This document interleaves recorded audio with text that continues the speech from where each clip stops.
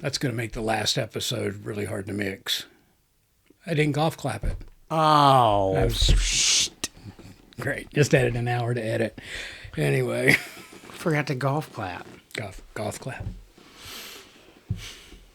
Hello and welcome to another episode of Streaming Without a Paddle. I'm Andrew. And I'm Ted. This week, Ted and I are reviewing for you, our audience, Self-Reliance, Hulu, 1 hour, 30 minutes, Jake Johnson, Anna Kendrick, Bill Wiff. I'm throwing him in there because he was...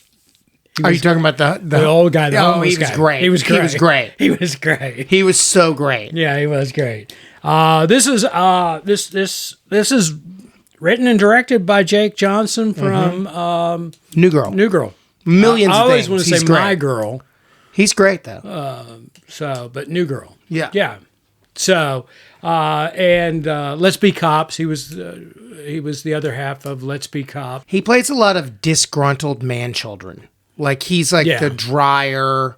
I'm just gonna, we're gonna have a beer at 9 a.m. and maybe a piece of pizza, whatever. But also I'm funny and I'm dry. He plays a lot of that. Yeah. Oh, you got it. All right. You want to break this down? What this is about? Well, I want you to. All right. You got this one. So this is Jake Johansson or Johnson Johansson. Jake Johnson's JJ. Let's call him JJ. JJ still lives at home with his mother. And one day he's approached by Andy Sanberg in a limousine and asked him if he would like to come with him. And he gets in the car and he goes with Andy Sanberg, who takes him to, they're in L.A., takes him to a warehouse, an empty warehouse in L.A., which I'm going to go out on a limb. I would think that's hard to find these days in L.A. Have you? I don't know. It's been like 7 or 8 years. It's been a while, but with the like, homeless people, that's true. But that downtown, you remember downtown after dark? It was just like everything was closed. Yeah, we shot we had our production offices downtown for it was like 2001. But anyway, he's offered $1 million if he can stay alive for 30 days. As other people hunt him down, and if he can do it, he'll get $1 million. And there are certain rules that apply, like he won't be killed if he's with somebody. So his big brain fart is, "Hey, I'm just going to be with somebody all the time," which is really kind of difficult for him because he's a loner. He doesn't have a lot of friends. Yeah. Period. So anyway, he befriends financially a homeless guy played by Bill Wiff to be his sidekick for 30 days. But in the course of this, he seeks out other people that might have played this game, and this is some black. What is that? Dark web reality series, right? So anyway, and so he seeks out others that might have played this game, and Anna Kendrick's character, and I love Anna Kendrick. She's great. She's just great. Great casting of her in this movie, in my opinion. She too says that she is. What? You're skirting. I see you. Don't give stuff away. I'm not. I'm trying, but it becomes relevant. You kind of have to stop in a second. You're giving too much of the plot away. I think you can read this online. The plot. Yeah. But Okay. Anyway, they just befriend each other, and so it becomes Jake, JJ, and Anna, and JJ, and Bill Wiff's character, Jason, I think was his name. He had a different name. So yeah, it was. You've been calling me Robert. Wade or something. It was fun. Anyway, they just try to stick together for 30 days, and so I'm not going to get into the ending of this movie because that was an unexpected. It was little twist. Yeah. And so anyway, it's 30 days of staying alive. Staying alive, staying alive. I think the first 75% of this movie is really great. I agree. I enjoyed the first 75% of this movie. The minute that he goes back on his own for a while, I am lost on caring. I just like, and look, I don't want to be like, I want a conventional movie, but sometimes I want a conventional movie. And this was off the walls enough that I was like, I can't say anything without ruining the movie.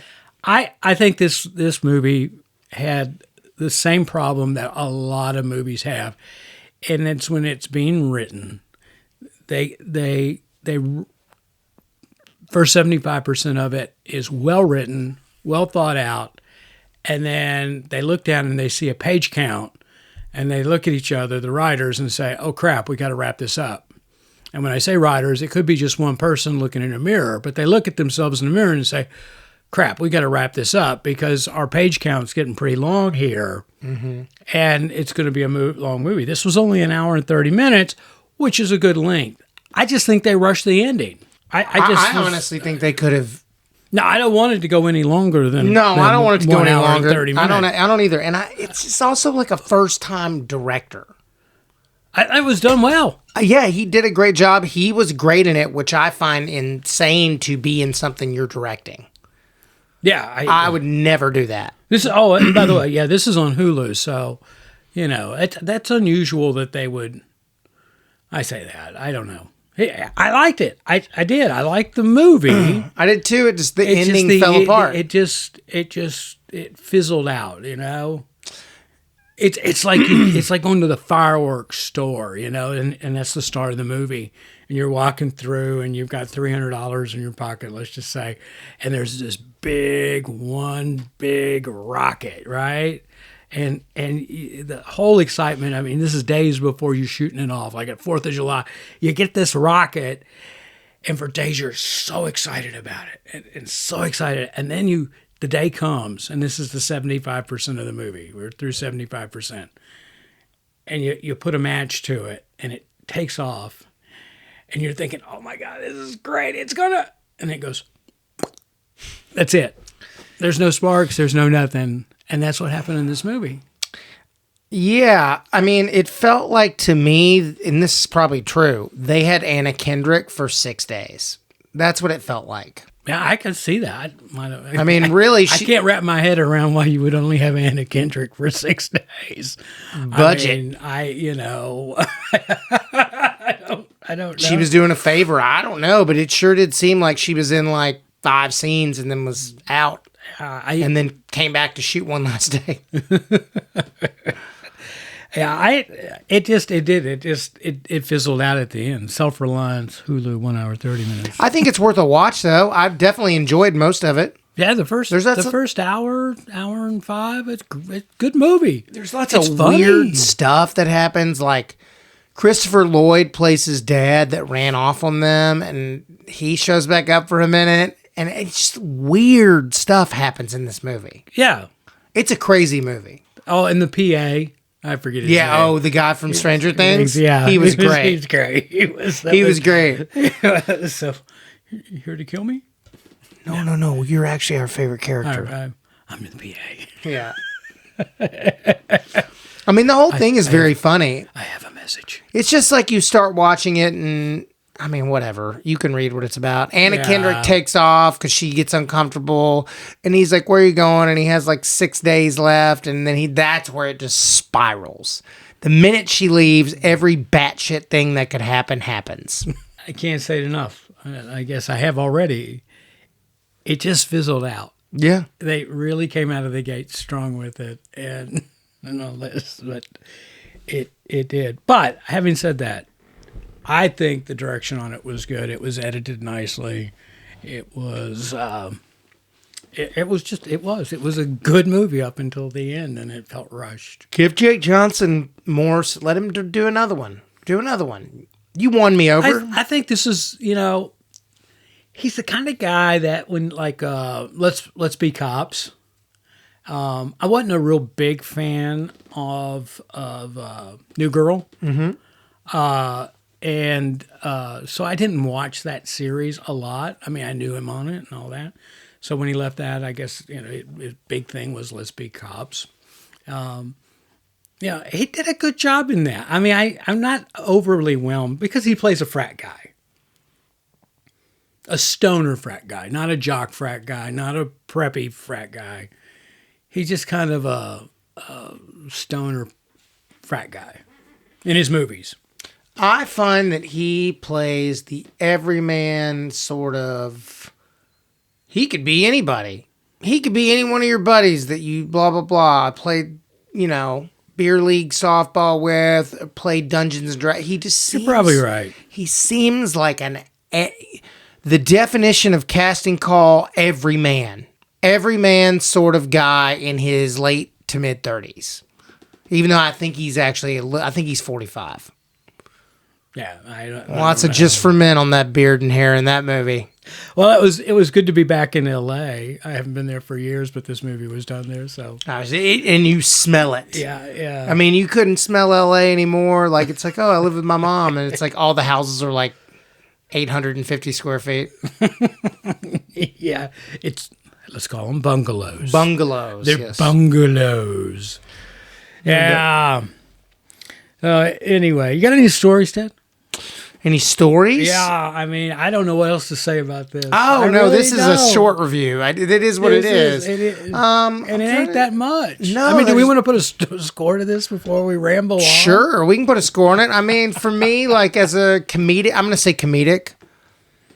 Dark comedy. I think this was billed as a action comedy as well. Sure. Liked it better than the last movie we reviewed. 75.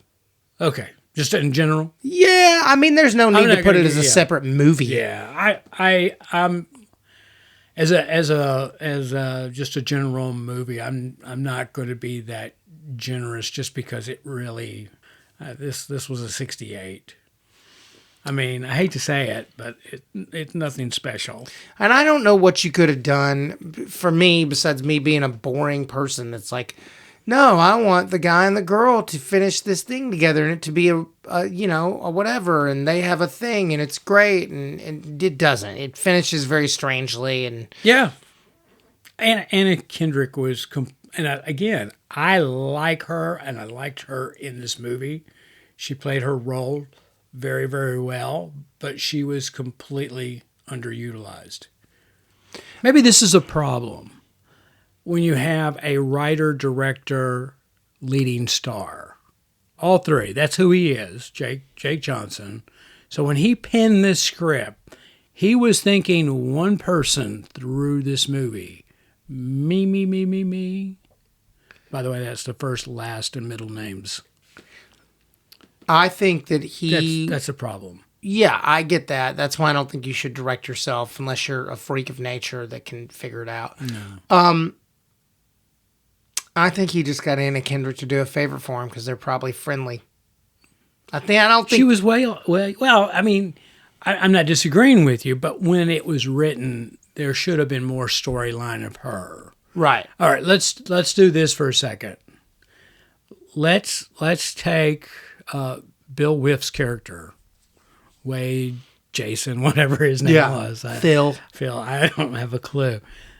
What if you take his character and you can all but eliminate it and substitute Anna Kendrick in there? Just do away and have more of, because at the end, the big reveal with her, which I'm not saying, was pretty kind of cool, I mean, it was like, oh, okay, I didn't see that coming, because you could believe his assumption that this has happened before. He's not the first to be in this, what do you call it, dark reality? Yeah, dark web reality show. They didn't do that because it's normal. They didn't do that because he's like, look how weird it would be and funny it would be if we had a homeless guy that was my new best friend. It's exactly what they did in the room. I think... You know it. Yeah. You're like, we don't want to be like... Of course, if we just tell a story where these two people are like falling for each other, it's like, how much fun is that? And it's like, pretty fun. Most of the time, we'd like to see it. All right, and I'm gonna do my best not to spoil this movie. Say you started this movie out. Okay, the clock starts. People are chasing, hunting him down. Of course, he has the safety of his house because his mom's there, and of course his sisters. They're in and out, which is fine. And then he has his work. But if you had a little bit more cat and mouse between him and the hunters, before he finds, and I'm just going 15, 20 pages into the script, before he hooks up with the Anna Kendrick character, right? And then they have a diversion at some point, a falling out maybe, about, I don't know, halfway through the movie. And then that's where Bill's character, Wade, Jason, Phil, whatever his name was, he comes in. But maybe it's not just Wade or Jason or whatever his character. Maybe it's a homeless couple. And because he cares for Anna Kendrick's character, his deal is, you go be with her, you be with me, and then there's that togetherness. That's interesting. Yeah. It's like Dream a Little Dream with Corey Feldman and Corey Haim. Well, you then have Wade or Jason, whatever the homeless guy's name was, and his spouse, his girlfriend, his wife, whatever. They're actually the magnet bringing Jake and Anna's character back together into this bond. I'm spitballing here. Okay.